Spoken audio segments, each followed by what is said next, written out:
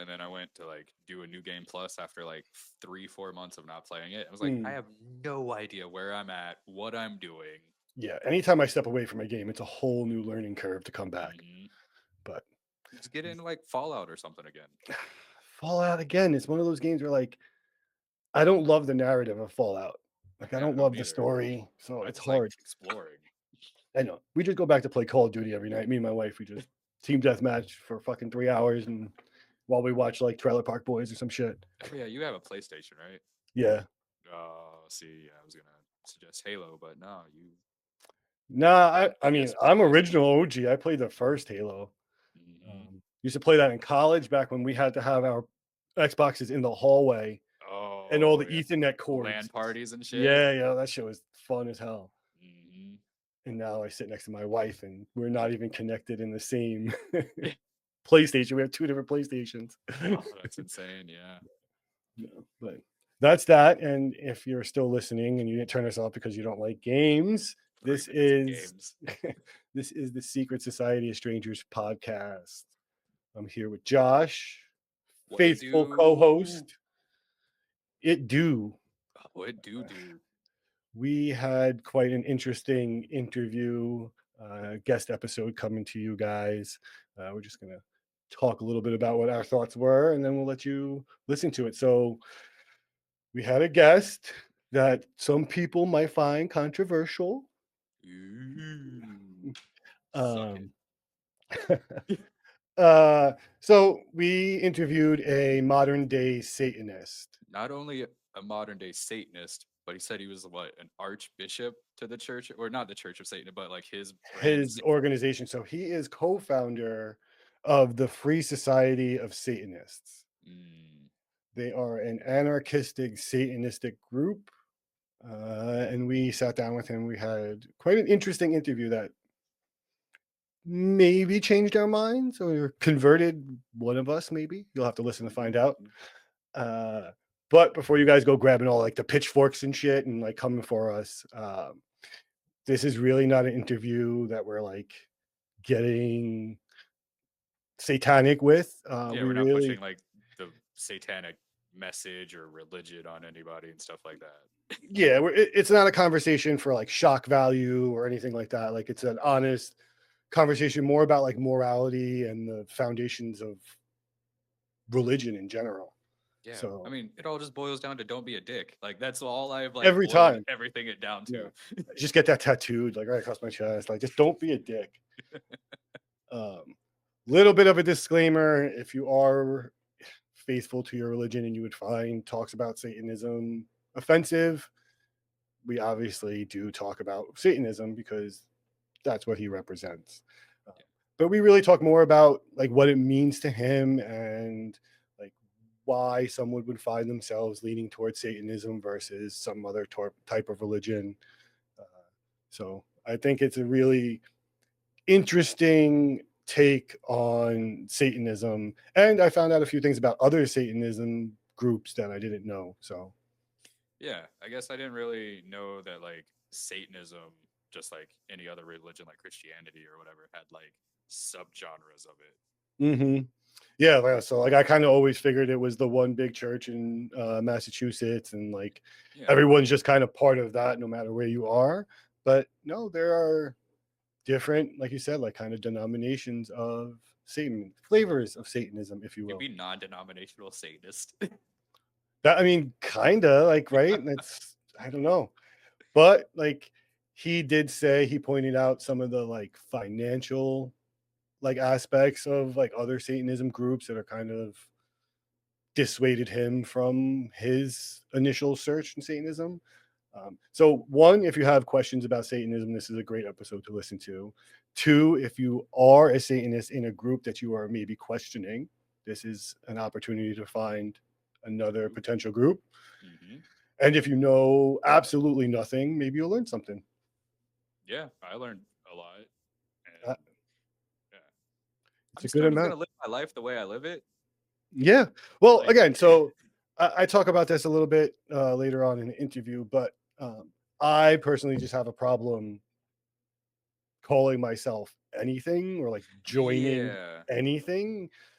So not to be against any religion, I just don't feel comfortable saying like I am a Catholic, I am a Jew, I am a Satanist. Like it's just not something I feel Claim. comfortable doing. Yeah. It's like you can take aspects of all these different things and then like that could be like your flavor of life. hmm I feel my purpose in life, especially more recently, is really just observe, study, and like contemplate. Like I'm Maybe you are an alien. That's why you haven't seen a UFO. right because they'll come back and they'll be like, oh shit, he'll remember and he'll want to come home. There you go. Yeah. You're out here observing, contemplating, deep thoughting. Well, first of all, when we talk about like humans and people, Oh yeah. there's a lot to study. Like I had this conversation with, I think it was my wife the other day, and she was just talking about like studying people's brains of like serial killers or hmm pedophiles or whatever they are, because like there's something at Different. some point that went wrong that is now different. Yeah. And one of the things I think we find is interesting, and this is a little bit of a tangent, but like Reddit stories, if you go on some of the subreddits and you listen to hmm like True Off My Chest or Today I Fucked Up or Am I the Asshole? Uh, like there's in-depth psychological studies you could go do on there, and people like there's so many people that would cheat on their spouse like over and over and over again. Like okay, everyone has fucks up, like whatever, like cheating happens, but like there are hmm people that are genuinely unhappy with the relationship that they're in for decades. Like these people are married in their 60s, 70s, and their choice to get out of that is to hire a hitman and try to murder their spouse. Well, yeah. I mean, that's clearly the only way you can do it. Not, you The know. the thought that like it's almost more of the thought you have to skip to get to that thing that I'm interested in. Like all the things. First of all, if you've listened to other podcasts about true crime, number one rule is that it's never a fucking hitman you're talking to. No, it's It's always the always a cop. FBI. Yep, it's always a cop. So if you're listening and you're thinking about murdering your spouse or someone with a hitman, it's not a hitman. There's no Back out. www.hitman.com.org. You know, Nope. public whatever. Nothing. And if you're in this situation where like you don't know if you need a hitman and you're gonna think you're gonna get on the dark web, you're not on the dark web, you don't know anything about it, and it's not a hitman, it's a police officer. Back to the show. All right. So, like I said, little content warning. We were talking about religion. He goes into his beliefs on Satanism, and we ask a few questions that we needed cleared up that kind of helped me clean up my mind and put my boxes away. Yeah, it was. Yeah, because I've never talked to a Satanist before. I guess. I mean, like, Mm-mm. probably like I have friends that are, but it's Yeah, not like yeah, what exactly. I you never talk about. interviewed one. Yeah, I've never interviewed one, and that was Hmm. pretty neat to like get their perspective on it, and then like they did, talk a little bit about like the satanic panic of like 70s and 80s and stuff like Hmm. that. We'll So that was definitely do nice. more of an episode on that too. Yeah. So yeah, it was just nice, refreshing to get like somebody's perspective from the inside, Yeah. and it went way different than I expected it to. Yeah. Yeah. I mean, Yeah. like I thought I knew it was gonna be good anyway, but like I just didn't realize I had like so many genuine questions Did you think it and was more like aha fire and moments. brimstone and like? I don't know. I thought because I didn't know like what his personal beliefs were, because Mm, like obviously like we talked about in the episode where there's like people that believe in the big sky daddy, so then you would believe in the biblical Satan. So I just assumed that it was all of that, yeah. and then I found out that there was many denominations of Satanism. Exactly. So I Yeah. mean it makes sense. We learn a few things. And if you do listen to this episode and you have questions yourself for either me, Josh, or our guest Jack, let us know. He said he was open to coming back, and we'd love to have him back on. So, yeah, send us your questions at ssospodcast@gmail.com. Heck yeah.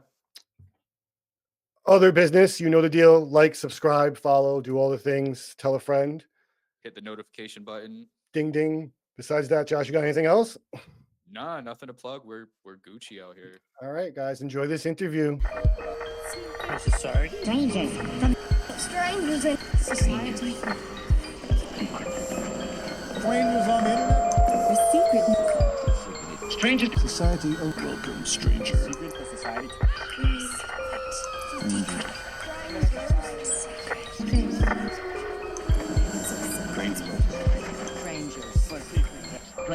Society. Welcome to the secret society. Strangers? All right. Welcome, Jack, to the Secret Society of Strangers podcast. Hail the Secret Society of Strangers. Nice to be here. How Oh, are you yeah. doing today? Doing pretty good. And yeah, it's a nice brisk day down here in the South. Ready to raise some hell with you two. Nice. Yeah, it's unusually warm up here. It's like 45. Yeah, that was our morning low this morning. It's probably 55 or 60 right now. That's what we call cold in my neck of the woods. Oh yeah, nah, we've got like negative 60 out here. It's terrible. Ah, jeez. No, couldn't do that. Nah, I'll stay down here. Yeah, nah, You I would don't never blame tell you. by Josh's attire. I never wear sleeves. It's so stupid. Right? Well, so Jack, you are the co-founder of the Free Society of Satanists. Yeah. So do you want to just tell us a little bit about the organization at first? Yeah, so the Free Society Satanist, it's an independent collective of anarchistic Satanists from all over the world. We converge on Discord mainly. That's kind of where we meet up. And it all started about 5-6 months ago. Myself and the other co-founder, Sai, we were kind of, we were in Discord talking, and her and I have been in other Discord groups as well, other satanic spaces. And, we were kind of lamenting some of the things that we saw repeating in other satanic spaces, not only in the big, what we call corpo Satanist, but also like smaller groups as well. So the Free Society Satanist really was born out of what we considered a dire need to like correct and course correct some of those things that we were seeing. Okay. So I'm assuming then you were involved with Satanism before you put this organization together. Yeah. So I've been a Satanist for, every Satanist has 2 dates. The first date being the day that they call themselves a Satanist for the first time. And the second is when they look back on their life and they can kind of see a pattern emerging with how they've viewed things, how they viewed the world. So I've been a Satanist. I've called myself a Satanist for 3 years. And looking back in my life, I've actually been a Satanist since I was about 15 or 16, just in the way that I view religion, the way that I view people who are overly ambitious about religion and some of the traumas that religion can bring. So, yeah, so about 3 years by name and most of my life by identity. All right, cool.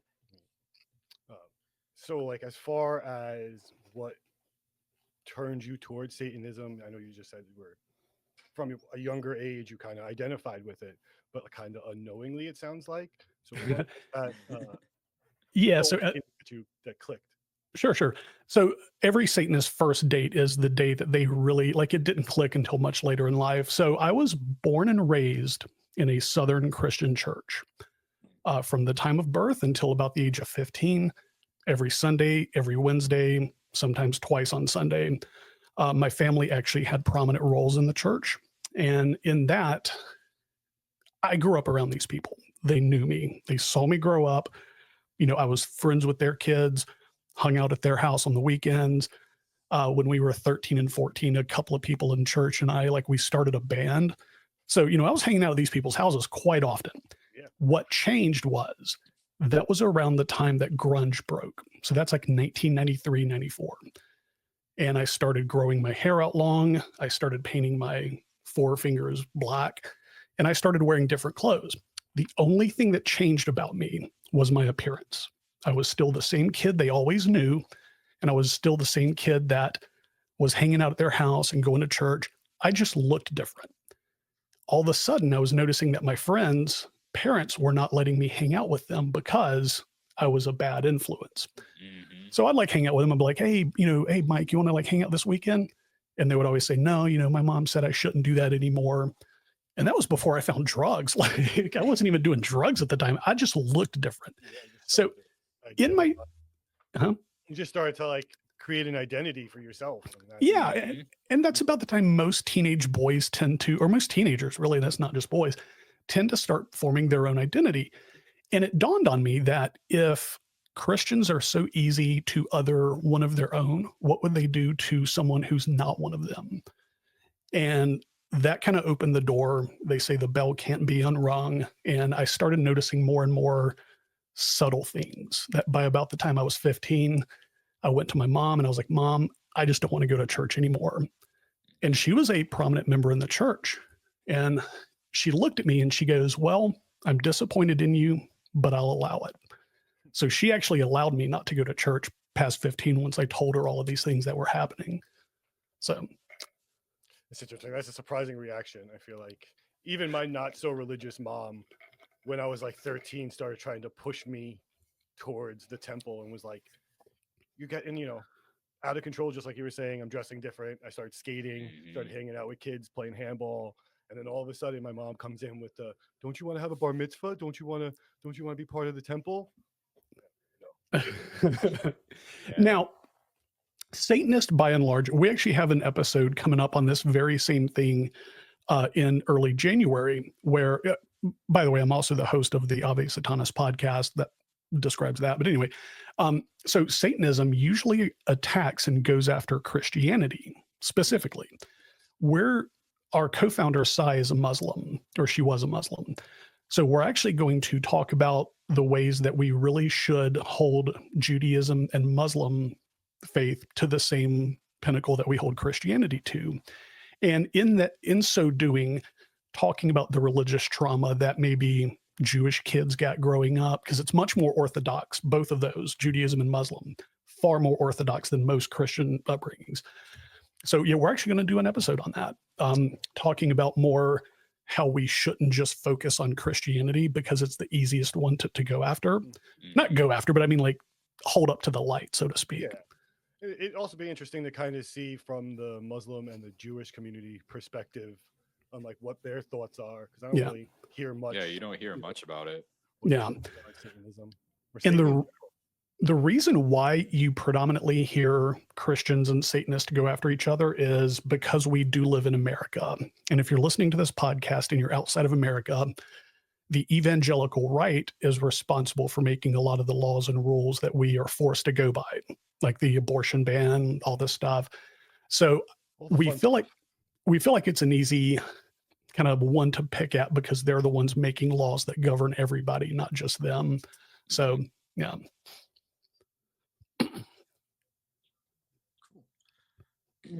So I wanted to know, like, what experiences with other satanic groups, influenced you to want to co-found your own? Was it just different, ideals or things that you were picking up, like you said, like when you were younger and, in the Christian church, that you were just picking up on things, so you wanted to do your own? So most people, when they find Satanism, they find one of two avenues. They either find the Church of Satan, Anton LaVey, that's more for like older people. More younger people are finding TST in the Satanic Temple. Now, once again, this will probably be the only time that I reference them by name, just because I don't want them coming after you guys. Sure. Just if they're listening, this is my views. I started out in TST, then found another online group. And in both of those instances, I found things kept popping up. And that was members of leadership would lift up and value the voices of those that paid more in Patreon gifts. And it kind of coincided with like the collection plate at church, he tithed more. Let's listen to Jimmy here. And they would tend to ignore like those who didn't fit in with the norm. People like people of color, the queer community, women. And I saw that as gross because if we are to look at Satanism as the way that we do, Satan was the voice who spoke out against tyranny and oppression. He was the one who spoke truth to power. Well, who are the voices of the tyrannized and the oppressed? That would be people of color. That would be the queer community, and that would be women. If you just think about what's going on in the world in the past 50 years to now, and even ad eternum, back in the day. So finding out in both of those spaces that none of that was happening, I felt like it was a grift more than it was true Satanism. Gotcha. And so that really led us to start the Free Society Satanist. Okay. Yeah. And then, so what unique, practices are you implementing with you guys in your group? So our group is special in that we do lift up and listen to the voices of the tyrannized and the oppressed. I feel like that is a much needed change in Satanism today. Um, we talked about POC, the queer community, and women. Some satanic spaces make that a message. We make that our mission. So, like, that's mainly. It's not necessarily a stark difference, but it is a notable difference that we are doing. Yeah, it's like you guys are more noticeably inclusive. And, Yes. yeah, for lack of a better term, like sharing wealth. Like everybody's got value. Everybody is entitled to their own thing. Because, if you think about it in terms of like American government, barring Barack Obama, we have been led by crusty old white dudes. So like you're only hearing one since time eternal. You've only heard from one point of view. That's why I don't think America has really changed a whole lot. So if you listen to as many different viewpoints and you get as many different points of light, as they say, you can make your world a more complete picture. And I feel like that's important, not only to hear, the points of view of people who think differently than you, because it also challenges and sharpens your resolve in the very end. Like it either proves what you're thinking is right, or it gives you proof that you were wrong. Either way, both of those are valuable. Yeah, and then if you're wrong, you just grow from it and you gain more knowledge, and knowledge is power. Yeah. And yeah, you don't want to just be in your own little echo chamber, because that's not beneficial either. Yeah. So I know your organization has like a set of principles that you guys are kind of founded on. Do you want to go through all of them, or do you want to just go over the overarching? Do we have time? Would you guys like to hear the 9 principles? Yeah, I would like to. I did a little bit of research on it, but I wanted to save most of it for the show. But from what I seemed, it just basically elaborated, boiled down to don't be a dick. Right. And that's really, you had said that in the Enochian book, in the Enochian episode part 2 at the very end. You were like, basically, this all boils down to don't be a dick. Yeah. And I can expand on that just a little bit. Satanism to me is do no harm, take no shit, and don't be a dick. So those 3 sentences together. So the 9 principles, and I'm going to start at the last one because this is important. I don't want anybody to think that by me reading these, I am trying to proselytize to the listening audience. So the 9th principle says, never proselytize. If asked questions, answer them. Otherwise, let others discover the path for themselves. So that's important because Christianity, I don't know much about Judaism. I don't think you guys go out there and start knocking on doors and try to get people, usually you're in the know, you're part of the tribe if you're going to be one, much like us. So we found it important that we never want to try to change people's mind. Only those who want to know about Satanism will find it. So that's the 9th one. The first one says, you are your own master and shall live life according to your own will alone. So meaning you shouldn't look to an invisible sky daddy for morality. You should be able to dictate your own life, choose what's good for you. That could be different for other people. And you should be able to do it as long as you're not harming anyone in the process. So the second one, show compassion and respect to yourself first and others second. If someone exploits your compassion, rescind it. That is directly counter the turn the other cheek motto. So I've never met you guys before today, barring a short phone call that we've had earlier, but I'm going to treat you with compassion and respect. We're friends here. If something happens that, or if I do something to you guys to offend you, you have every right to take that compassion away from me. So it respects the person first. So it protects you from getting run over. Yeah. And I felt that was important because we are a religion of the self. You should look after yourself first. So the third one is logic and reason shall always prevail over superstition and dogma. Satanism relies heavy on the scientific method, what we can see, what we can quantify, and what we can prove. And much like what you were saying with the different points of view, you can course correct when you get more information. That's exactly what we live by. We have an idea until it's proven wrong, then we turn around and pivot. So yeah, we do live by the scientific method, and that one is a very important one. Number 4 is respect others' boundaries, lest yours be trampled underfoot. So what that would mean is, in a social situation, if I were to come to you and I not you, but the royal you, and I say, hey man, like the language you're using is really offensive. Like, could you like tone that down, or could you like maybe not? That's a trigger for me. I don't like it. If they continue to do it, you have every right to trample their boundaries. It's a mutual self-respect thing. If somebody tells you something bothers them and you continue to do it, trample on their boundaries. Strive to live each day as your most authentic self. That's number 5. What that means is you shouldn't have to hide who you truly are. Like when I was a kid, I was painting my nails, I was growing my hair out. It didn't change who I was to them, but the outward expression of myself made them change how they treated me.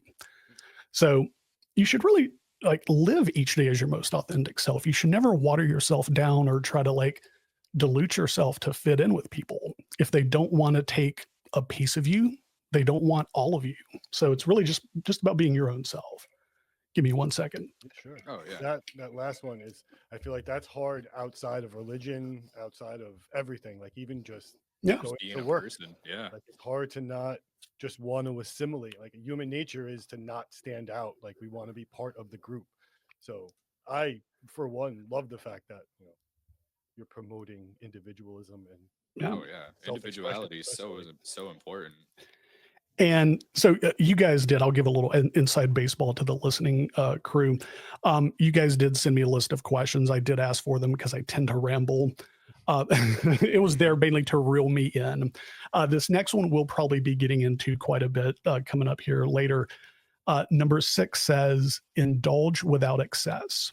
Do what thou wilt, as long as it brings harm to no one else. So what that means is, the Bible would tell you your body is your temple. You shouldn't harm your temple. We would say, after work, if it's been a long day, if you want to spark up a bowl, spark up a bowl. You're not going to be driving anymore. The keys are on the hook. Smoke a bowl, dude. I'm drinking a whiskey right now, talking to you guys. I'm not going anywhere, and it'll probably be the only one that I have today. So I'm indulging without excess. So yeah, I see, I see that. Yeah, that'll happen later. So yeah, like it's going against the restrictive quality of religion. You should live a chaste life. You should live a moral life. And that chaste is more geared toward women than men. Let's be honest. But yeah, as long as your choices don't impact other people, who am I to tell you how to live? If you want to take an edible after work, dude, life sucks. However you can get through it at the end of the day, do that. So number 7 is one that you really won't find in other satanic spaces. That is, treat nature and her environs with the utmost respect. If you quantify, if you take an invisible sky daddy or Mother Nature, who has given us more? I would say Mother Nature, because like the sun gives plants life, plants feed the animals feed us, circle of life. So really, you can quantify the gifts that have kept us going low these many years by Mother Nature. So treating her with respect, it's important. Like they say, leave it in a better place than you found it. So that's kind of where that one is. And then finishing out number 8, if you wrong someone, acknowledge your mistake and work to ensure that it won't be repeated. So what that one means is, Lee, if I offend you, if I just said, oh yeah, your fucking glasses look stupid, there's a beef there. We're all wearing glasses. That's why I picked it. That's why I picked it. But I wouldn't expect you to forgive me. I would say, man, I'm really sorry about that. You would hold me to my point. You're like, no, you offended me. Show me that you have worked and you have done steps to fix that behavior, and only then will I forgive you. So the onus of the apology is on the person who has done the wrong, not the person who was wronged. So, and then finishing up with number 9, never proselytize. Yeah, it's crazy that like how many of these principles like resonate with me as like just a person, and I didn't really know about them prior to this. Yeah, exactly. So like it's crazy. So like after I work out, I like to sit in the sauna and relax and do like a little meditation and everything like that. and I wouldn't say it's a prayer, it's more of a mantra, but I say like I pray to myself for myself. Yes. And You- so when you said that, like I think it was like one or two, it's like, oh yeah, no, I already do this. And then we just kept going through the list and checking them off. It's like, oh, Congratulations, a Josh. low-key You are a Satanist. Satanist. And that's really all it is. There is no praying to a devil. Like we do not like that's theistic Satanist. And I believe that was a question. We can go and jump into that one. That is a thing. Theistic Satanists exist. They believe that the devil is real, much like God. And so they just choose to pray to the other. We believe in neither. We don't really know, but we choose to believe based on scientific evidence that Jesus never existed. So the book was written by man and changed many times over years. So it's no more credible than the Lord of the Rings. Matter of fact, I would actually worship the Lord of the Rings more than the Bible. Much better storyline, a lot less murder and rape going on in that book. A lot more inclusion. Oh yeah. Yeah, a lot more Right. inclusion. Sure, The there's little like man is the hero. yeah, right. The underdog. Fuck yeah, dude. So yeah, congratulations, Josh. Welcome to the fold. We have meetings every Saturday. No, I'm kidding. No. Nice. Yeah, no, I was gonna ask you what would be the difference between, because obviously there would be like some Satanists that, just like many religious folks, they believe in not a big sky daddy, but like a big underneath the ground daddy, Sure. And they're And both then- equally as stupid. Yeah. Yeah. And so I wanted to get into like what would really be the difference between the theistic, the atheistic, and then anarchistic, really. So, okay, very good segue into that. Much like there are Baptists, there are Methodists, there are Christians. Those are all general flavors of Christianity. Atheistic Satanism or anarchistic Satanism falls under atheistic, obviously. Mhm. And it just shows, it kind of informs the viewer what we think. Anarchistic Satanism, we are against mass leadership. So in our group, we have 2 co-founders and we have 4 members of council. So we have 6 people who vote before we bring a topic to the group. Then the group votes. So it's anarchistic in the fact that you're not going to find one person in charge of everything. I don't want to be a leader. Like I'm just the outward face of the group. Sai is actually much more the meat and potatoes leader per se than I am. I'm just the outgoing one. We are also anarchistic in there is never going to be a collection plate, a Patreon fee, or a membership fee to join the Free Society Satanist. We are truly free. Also anarchistic in the fact of we hold CEOs and big market capitalism to the same fire as Christianity. Both of them have done equal amounts of harm in the world. And in the news, the guy in New York, Yeah. that's I was been a just big about to bring that up. that's been a big kerfuffle. And let's say the jokes have been exquisite on our Discord server. You could probably tell what what stance I take on that. So yeah, it's more the anarchistic portion is explanatory of how we view the world and how we view Satanism within that world. So Okay. yeah. Interesting. So I guess one of the more obvious questions for people outside of Satanism is like, why the figure Satan? Why choose Satanism? Why take on that negative connotation? So the term Satan in the Bible is actually used shockingly little. We take the Old Testament version of Satan. So in the Old Testament, the word Satan was only ever used to describe the adversary, the one who spoke out against God, the one who spoke truth to power. He was never a horned figure with a vibrated tail. That was just somebody who spoke out against the church.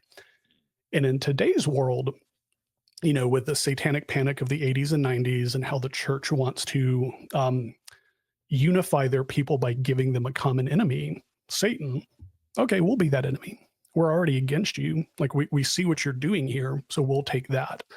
But yeah, we take the Old Testament approach. It's just the one who spoke truth to power and spoke out against tyranny and depression. So we just took that translation of that word from Old Testament and ran with it. Cool. Okay. Yeah, it's just like you get banished or in trouble for asking why instead of just going along with the flow. And if they could prove their points, asking why would have no merit. Well, why is it this way? They just want to know. They're not going against you. They're not asking you. They're not at that point asking why isn't derogatory. They're just like, well, why is it that way? They just can't defend their position, so they cast you out. That's a good little segment to say. I just wanted to thank you for coming on and sharing your experiences and your thoughts on this, because my goal is also to get someone of the Catholic faith, but I highly doubt that it'll be as two-way of a conversation. Oh yeah. Right. And it won't be as Cat, hold on. probably, like you said, probably is two-way, probably is open. They'll probably come to you with the lens of, this is what I was raised with my whole life, therefore it's right. Mm-hmm. Yeah. I'm not saying Satanism is right for anybody. I was joking with Josh, telling him welcome to the fold, but honestly, that's a tongue-in-cheek joke.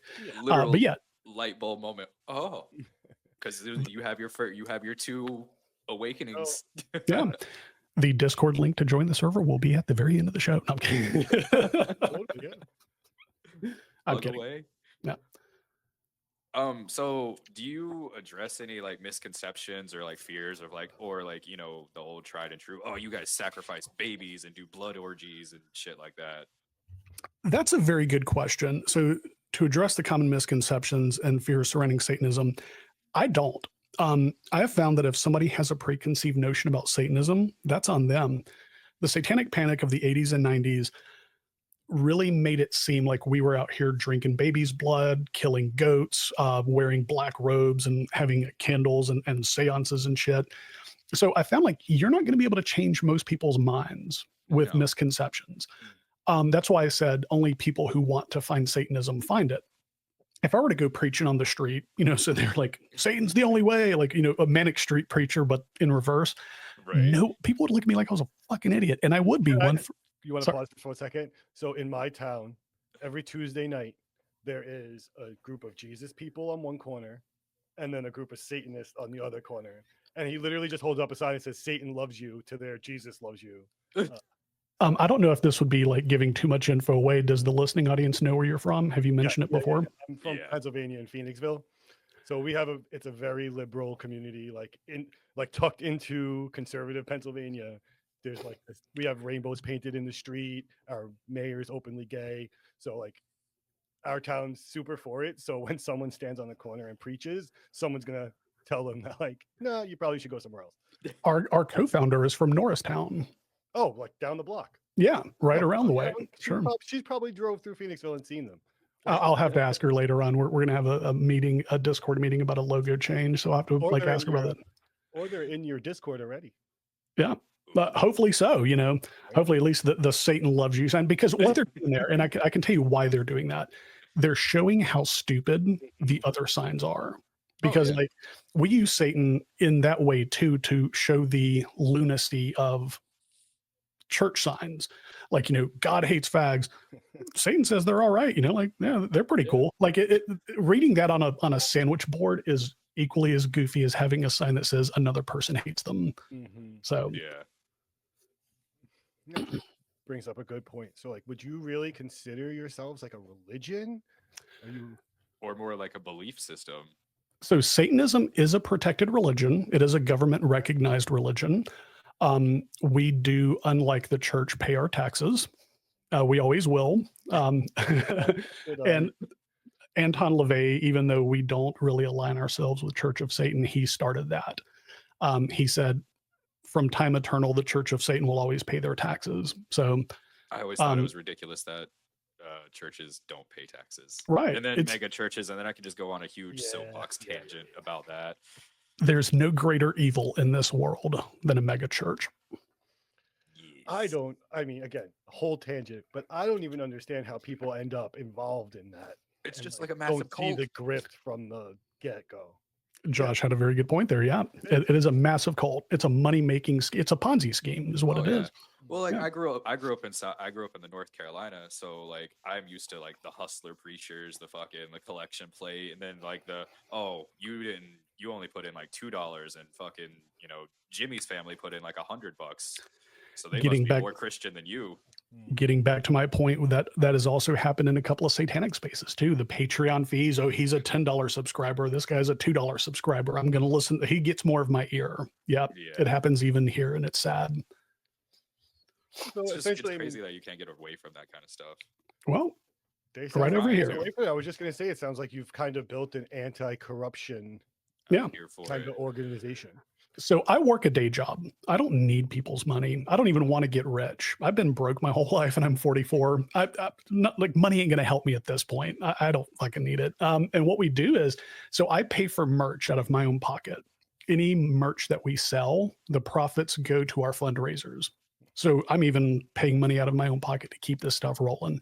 And that's perfectly fine with me because I feel like the message is more important than the almighty dollar. That's why we do this. Yeah. How many tens of dollars have you raked in with sponsorship? Okay. None. Negative. I bought 3 T-shirts on our merch store. Same. We have a merch store, Ave Satanist merch, and I think we've made 5 sales, and I was 2 of those shirts. Yep. So yeah, Mhm. I just got one for someone for a Christmas gift. So Nice. Oh yeah, and your coffee mug. yeah, I got my mug. Bought for me. I got a hat back there. Yeah, so we make Right. sales, but we buy it. Yeah. Yeah, I wore my SSOS sweatshirt to work last night. yeah. And at that point, it's all about promotion. So I don't know how much money you guys spend. Yeah, I mean, you might as well get as many as you can. Sure. It's just love. Actually, you held up your mug. You want to hold that up again? Do you want to explain Yeah. what your symbol is? So this is the firebrand. And when we came up with the new group, we wanted to have a different symbol. So in Satanism, you'll find like the inverted pentagram, or you'll find the Leviathan cross. We felt like we would be in no better place if we adopted one of their logos, the inverted pentagram. We would just be another one of those satanic spaces. Right. So we named our group the Free Society Satanist after a newspaper that was around in 1897. And the original title of the newspaper was The Firebrand. It was an anarchistic magazine, and it started in Portland, Oregon. And it espoused anarchistic views of that time. And at that time, like women's rights to bodily autonomy, women's rights to education, women's rights to not be viewed as property. And it was Crazy also, to think that I was gonna that say, you was, mean like, today? anarchistic. sure, those were anarchistic views. And the head of the newspaper got jailed on the Comstock laws. So if you know what those are, it's basically transferring salacious data through the post office, saying that women should be treated as equals and women should be able to go to school like everybody else. That was salacious in the time. And it was also one generation removed from slavery. So they were very much against the evils that happened with slavery. And they changed their name 3 years later to, when the guy got arrested, to the Free Society newspaper. So we wanted to build as much of our brand based on that rock and roll, that punk rock ethos of these people were doing it way back in the day and got jailed for it. So to show how committed we are to everyone having a voice and everyone having a place, we chose the Firebrand to name our symbol the Firebrand based on the first iteration, and to name our group the Free Society Satanist after the second iteration. Okay. Yeah, I like that. It's kind of like sort of like paying homage to Yeah. that punk rock era. Yeah, no, that's Yeah. badass. I really like They that. were the true original OG punks back in 1900. Yeah. It's crazy that some of those thoughts still feel rebellious. Right. 2024. Yeah, and it's just normal, common. Hey, man, people have rights. Well, to transfer it today, like the abortion ban. Well, if you don't want an abortion, don't fucking get one. Like, this is still like a woman's right to choose. Why are we still having this argument 125 years later? yeah, why are it's old crusty crazy. men having a say in somebody else's body? Yeah. It's not okay. Like I've already, Josh, I'm now in charge here. I'm the president of the United States. Shave your beard. Yeah, get fucked. Beards are illegal. Yeah, exactly. Right. And That's it. that's not a fair assessment because beards can grow back, I guess, to be very gross. Babies can grow back too, but that's icky. But I mean, like, to me to tell you, emotional attachment to your beard. right, Yeah. or for me to tell you, like, something about you I don't like, so change it, or like, Yeah. you're not allowed to do this with your own body. fuck off. I mean, it's stupid. Or if I had to go to the doctor and I couldn't have a medical procedure done because my significant other didn't give permission. It's crazy. It's really crazy. Like, this whole landscape right now that we're arguing is just, it blows my mind on a daily basis. I just feel like the little kids from Talladega Nights where they're just running around the yard yelling, "Anarchy! Anarchy!" I'm going to ask both of you a question, and you may know it and you may not. Can you guess the decade that women were allowed to open checking accounts without their husband? the 70s. Yeah. Yeah. Oh, okay. I was gonna say That was the 80s. first time they were able to have a credit card in That's their what name blows my mind too. It's just fucking, I mean, and there's still, like, let's not get this mistaken. Like, we're three men talking about women's rights. Right. Sure. Yeah. But there is, and I'm a feminist fully. I fucking hate men. I'll just put that out there Yeah, too. no, fucking men are the worst, man. I love Yeah. women. But there are whole communities you could find for like trad wives and traditional wives and like these men that just want a woman to be a Mhm. trophy, a chef, and a maid, and like that's it. Or Oh, yeah. even more scary, the women who want to women. do it. You know, they've been Yeah, brainwashed by their religion to be like, this is what scary. I'm supposed to do. Yeah, it's insidious. What was I gonna say? God dang it, I had a oh well. No, once again, that's why I asked for the question. So because like my mind just fucking goes everywhere.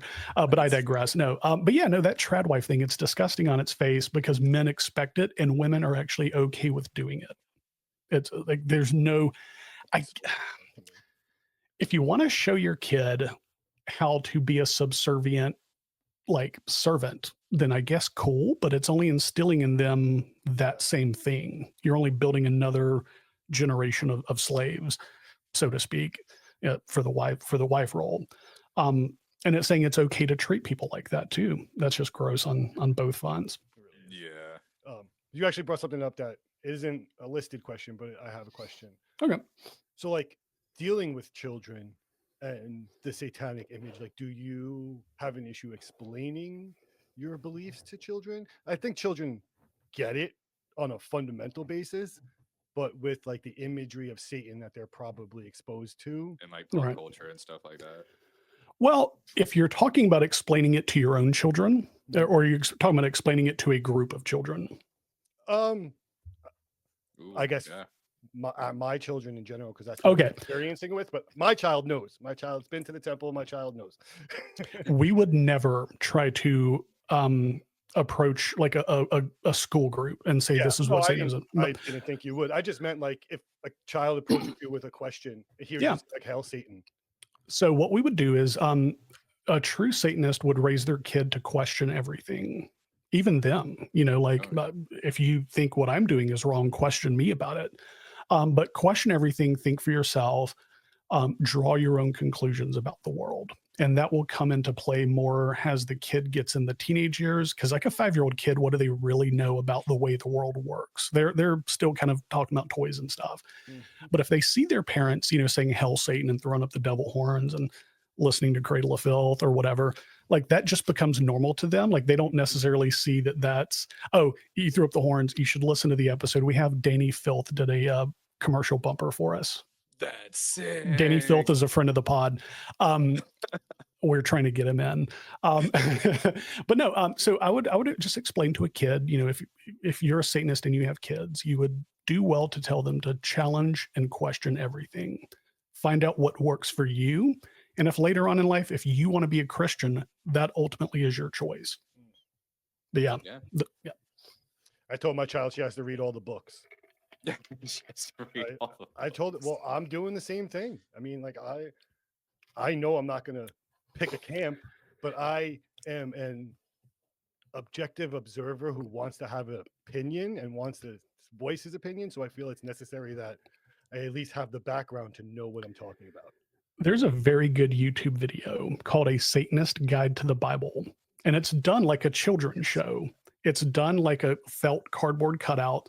And it's like this little devil, like it's so funny and so well done. And it exposes a lot of the lies and the hypocrisies that the church kind of goes to. But look it up, A Satanist Guide to the Bible. Watch it first. And if you want to show your kids later, it's tongue in cheek funny, but it's pretty good.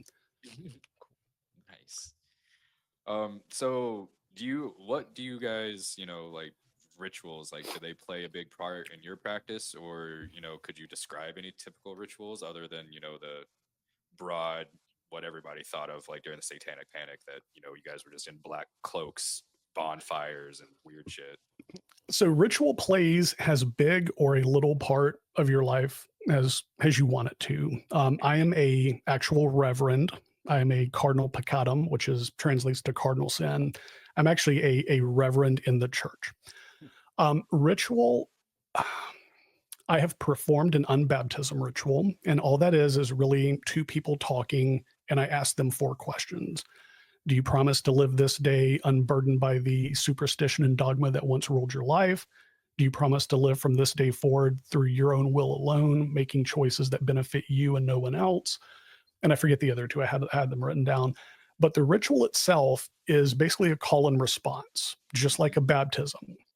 And at the very end, so I'll tell the person getting unbaptized, I'm like, here, take this cup, go in the kitchen and fill it up with whatever you want. It could be whiskey, it could be beer, it could be milk, could even be water. Who cares? And I'll say, has the waters of baptism once rushed over your head, the waters in this cup dissolve it. Drink forth and be forever free. And they drink from the cup that symbolizes the undoing of the baptism. And it's really done. You can embellish it by having cool music played in the background. You can embellish it by having candles lit. But it's really just, it's as boring and mundane as an original baptism. There's nothing, crazy about it. It's So not like you're like dancing in a circle under the moonlight and shit, right, like that, where Slayer's playing in the background. We're not cutting our palm and making a blood oath or anything like that. Sacrifices? Right. It would actually be cooler if Rain and Blood was playing, like having some Slayer going in the background. So when we did the unbaptism, we had Peter Gundry. I don't know if you guys know who that is. It sounds so familiar. He does a lot of Hollywood scoring, but he puts out his own music too. And he has an album called Goetia, and it sounds very dark and very ominous. There's a lot of like Gregorian chant type stuff, and it fits the bill. So we had that playing in the background just for some ambience. But some more rituals. A satanic wedding is the exact same thing as a regular wedding, except we don't pray or do you swear to God to love this person the rest of your life. It's just, hey, you're going to love this person the rest of your life. So satanic rituals. That's how we did our wedding. Like our wedding wasn't too. like, I know, the more we listen, the more I'm a Satanist. yeah, we're just misinformed Satanists. Right. So you had a wedding that did not involve God. No, yeah. You're both Satanists. Congratulations. No, I'm kidding. No. Heavily against that one. Sure. Yeah. Yeah. I can understand.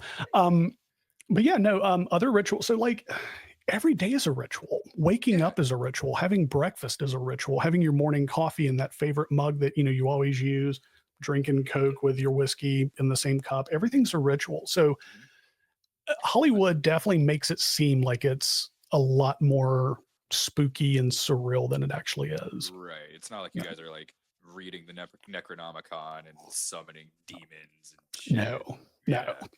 Okay. Yeah. Because I mean, like, I think of like, smoking a bowl as a ritual. You got to pack the bowl. You got to, find what you want, then light it, and then inhale, and then boom, it's done. Wait, God, I'm blanking on the name. You put on the Cypress Hill CD, you light it up, you sit back, you do, or Snoop Dogg, whoever, lighting the bowl, smoking it, passing it to the friends, and the camaraderie between as you're passing the blunt or the bowl, like that itself is a ritual. Sure. Yeah. All right. Yeah. Misinformed Satanists over here. Nice. I said at the very beginning, I'm never proselytize, never try to bring people over to the fold, but I feel like I got to. No, I'm kidding. I'm just the question. So I'm joking. I'm joking. So I guess everyone listening probably also wants to know, like, do you have a greater agenda? Like, yes, we are coming for your souls. I fucking knew it. No greater agenda other than being a space where people who are looking for comfort from religious trauma can come and be heard. Like I said, we're not out to change the world. We're out to just provide comfort for people who do have religious trauma. And that can mean many different things. We have a girl that was raised in a cult, and she was like beaten for even like asking why, or like not wearing a dress down to the ankles, or like she was beaten for like just about everything. So we have varying degrees of religious trauma. Mine was pretty minor. I'll even agree. Mine was pretty stupid when you think about it. But as a 15-year-old kid, everything is, amped up to 11.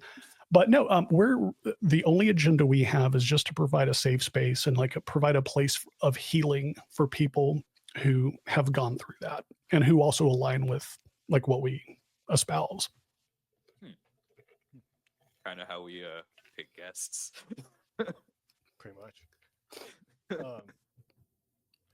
I guess some people would have the question of the perspective of free will for you, Mhm. and how you reconcile like indulgence and just kind of without consequence, or Let me find. So when you asked that question, I thought that was a very good one. I have to give credit to Jen for that question. She's not here, and that was one of her questions. So I think the question was, how do you parse out the living in the moment now for the harm it could cause later? Yeah.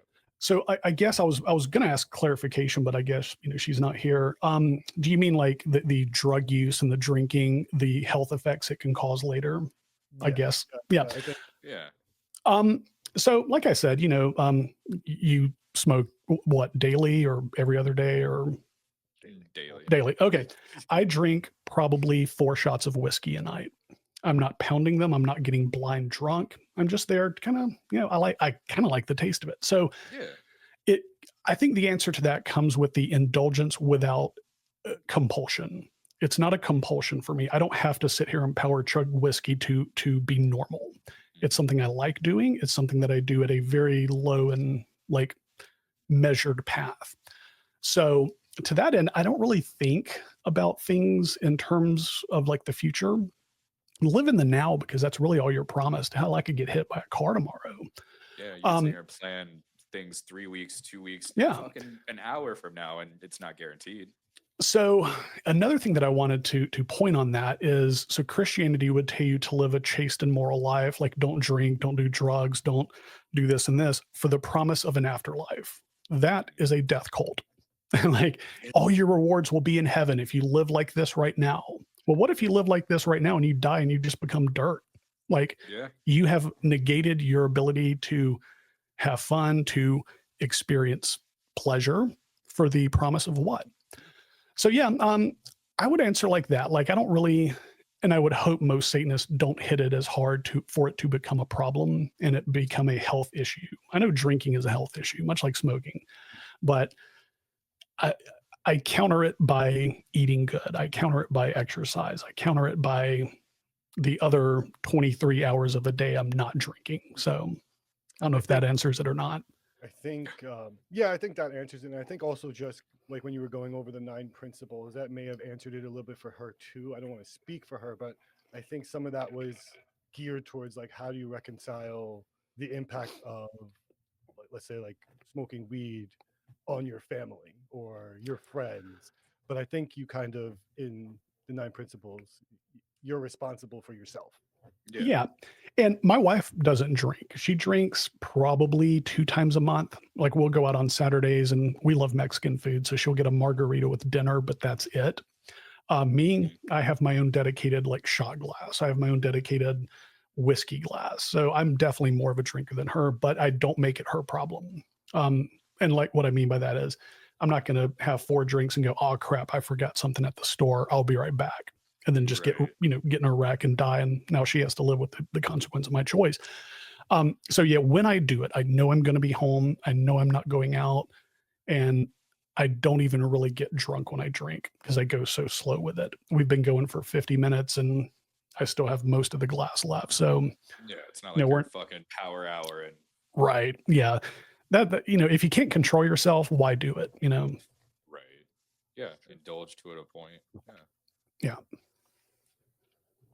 This could really turn into like a 2-hour episode, man. Heck yeah, dude. Part 2 coming up. Hell yeah. Well, I mean, if you're listening and you do have questions for Jack, I will put links down below to get in touch with him. Or if you want us to get in touch with him through that and you'd like to hear another episode, feel free to let us know. for Yeah, sure. man. Feel free to come back anytime. We'll have you. Fuck yeah, man. I guess I had one question though. Like, what advice would you give to somebody that's curious about it, or like, like satanic curious? So Satan curious, I would say do your own research. You're going to find just as many flavors of Satanism as you will find Christianity. And with me, it even took being in two separate groups to find out that's not what I wanted. So I would say, like join a group. You're under no obligation to stay. Satanism is not a cult. The door opens both ways. We're actually an anti-cult. I was thinking about this a lot before this episode. And I was hoping one of you guys probably would have asked it because I did have some points on that. But yeah, no, I would say, if you're Satan curious, join a group on Discord, find out how they operate, talk to people, ask questions. Questions are always good. We welcome them and we answer them to the best of our ability. And if you find that you gel with that group, become more active in them. Like they have movie nights, there's book clubs, there's, we even have a craft night. We're going to have craft night every other month in the Free Society Satanists. Nice. So there's actual like online things you can do to be part of a community. Yeah, we have our own little book club going on in our Discord too. Are you reading these satanic narratives? No. Okay. Hour right now. Stephen King.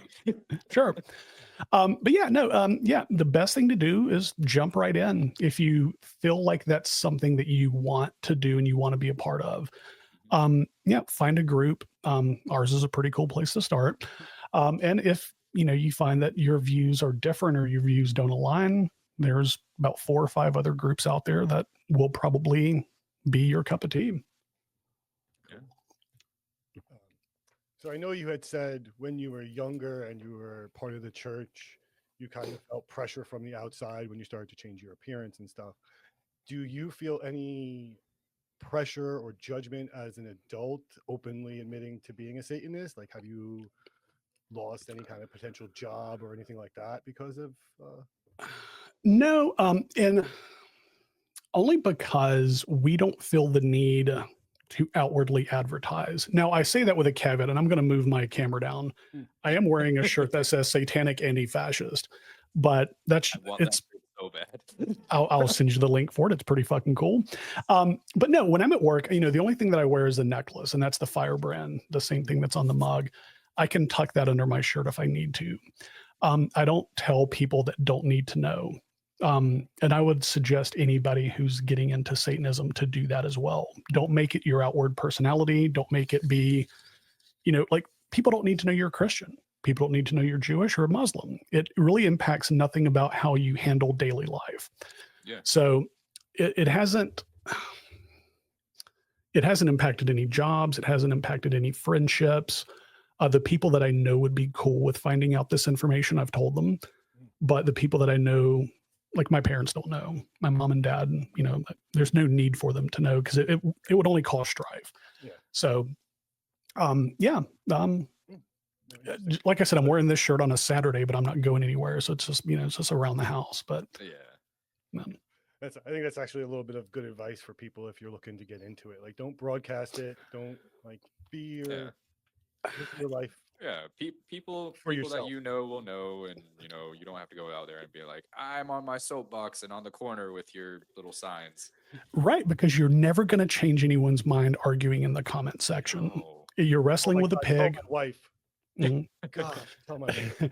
So outward expression. You can even wear like Twin Temple shirts or Zeal and Ardor shirts, or if you're into metal, dude, Zeal and Ardor, holy fucking dog shit. Dude, Death to the Holy by Zeal and Ardor, that album, bomb. And that's true satanic metal. That's not this shit that the church says is satanic. They're fucking satanic. Twin Temple is a 1950s doo-wop band that sings about Satan. Really? So it sounds like Chuck Berry singing about the devil. Twin Temple. And there's another band called Lucifer. If you like Heart, the band from the 70s, Crazy on You, or Barracuda, there's a satanic band that sounds like that. Okay. Like 70s, like Led Zeppelin, big stadium music. Spotify and just update my playlist. If you look up the Satanic multi-genre playlist, that's me. It has 28 hours of satanic music. But no, yeah, I mean, you can wear band t-shirts and you can wear, like, you can paint your fingernails black, you can wear a pentagram or whatever you want. But when you start making it your whole personality, people tend to like just turn their nose up at you. And it's the same way with Yeah. Christianity. Like, if I see somebody wearing a cross, but they're not trying to preach to me, that's cool. You know, Yeah. all right, do what you do. Who cares? But then if you got like people out and about and they're just like shoving it down your throat, yeah, it's just I'm gonna turn the other way. George Carlin had a great quote about religion.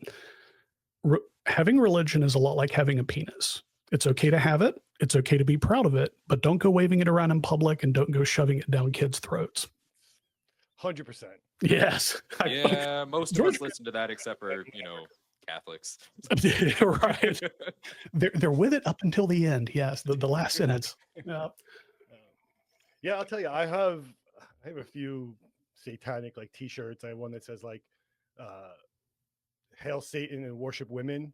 Yeah. Fuck yeah, dude. And I get like, because again, I'm in Pennsylvania, so if I leave my little bubble, the looks that I get just on wearing the shirt alone, I couldn't imagine like having to do the whole like it's just a belief system and it's like Just the explanation of it yeah, all. I wouldn't. It's just tiring and it doesn't need to happen. I'm fortunate enough to live in the part of town that I do live in. It's a very artsy, very hippie, very graffiti centric part of Atlanta. And our town motto is literally, we're all here because we're not all there.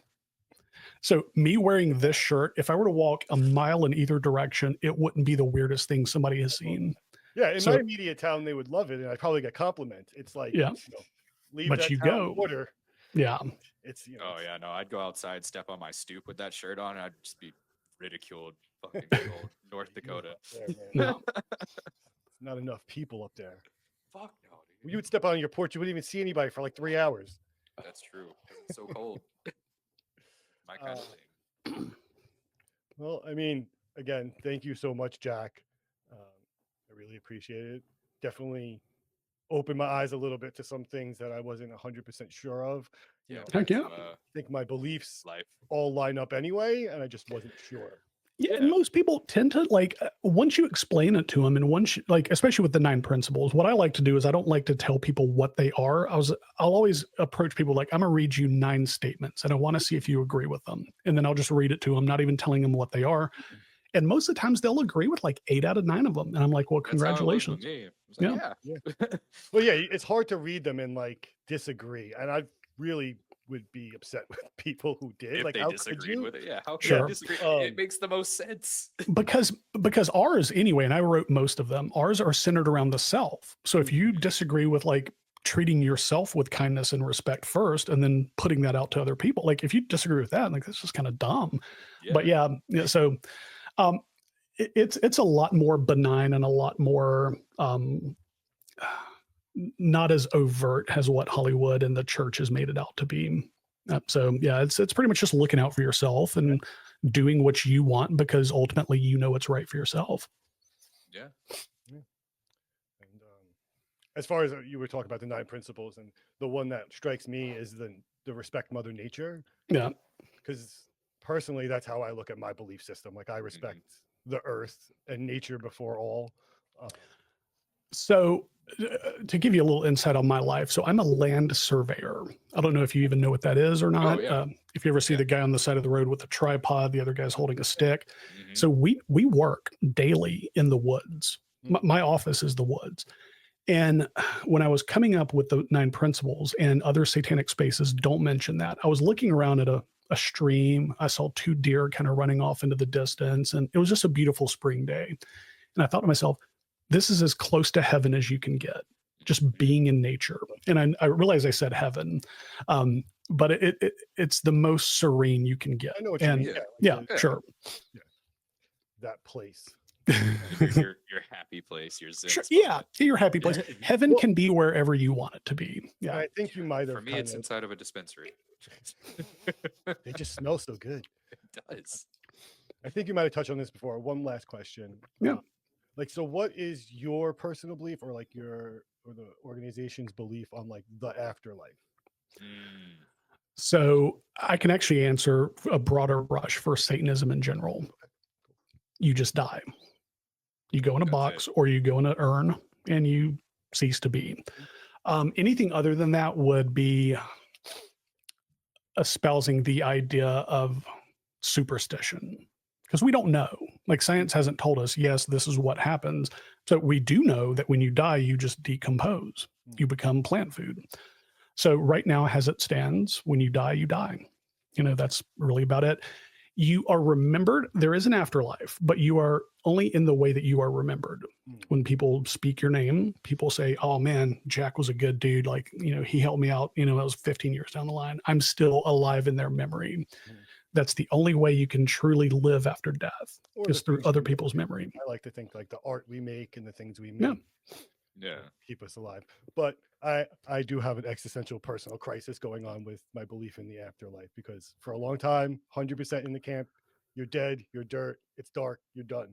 Yeah. But Endless oblivion. I fell into a rabbit hole of NDEs and I don't know anymore. So do you have tattoos? Yes. How does it feel to know you can never be buried in a Jewish cemetery? Oh, great. It feels 100%. You're like, "Oh, Yeah. why do you think I got the tattoo?" Yeah. No, again, as far as like my being when my physical body dies, Mhm. me and my wife want to be either turned into, they make like root balls for trees. Oh, yeah, I've Yes. seen those. That's dope. You could get composted. I'm not too keen on the composting, but they also do they'll make you a reef. Yeah. Like an ocean reef. Oh, nice. Like, those are my ideas for like my The body. ocean is terrifying. I don't But- want to be a part of it in life or death. Scientifically, consciousness and like the scientific discoveries we're finding lately Mhm. keep me questioning things. I have a foot in like all the camps right now. I don't know what's true and what's Yeah. not. So And that's perfectly fine to not know. You could live the rest of your life not knowing. I think I will. Yeah. Yeah, And yeah. that's That's a choice. there's no, Until it's time, you won't know. yeah. And there's nothing wrong with that whatsoever. I say I know only in the fact that there's just no scientific evidence, but who's to say if science is even right? This is the circular Exactly. Ouroboros of Satanism. It's like, how do we know if what we know is what we know? So right now I'm going under the assumption of you just die. Like, Fair enough. I mean, that's all we know. You're like you said. I guess when I die and I get to the pearly gates and I see Jesus, I'll be like, fuck, God damn it. The bouncer first. You can't Peter. Why? The bouncer. My final Bouncer. words will be, fuck. So All of ours when we get to. I knew it. I was wrong. I'm always wrong. Yeah. I think being at the Sky pearly Daddy was gates, not on my bingo card. I feel like being at the pearly gates and saying, God damn it. I feel like that would just be the final, just like, okay, I know Yeah. where I'm going. I'm sorry, I'm going this way. Sorry, You know? sorry. I will see myself out. It's like walking to the VIP in the casino. Like, you just know you don't belong there. Oh, Right. absolutely not. Well, again, like I said, I really appreciate your time, Jack. It's been fun.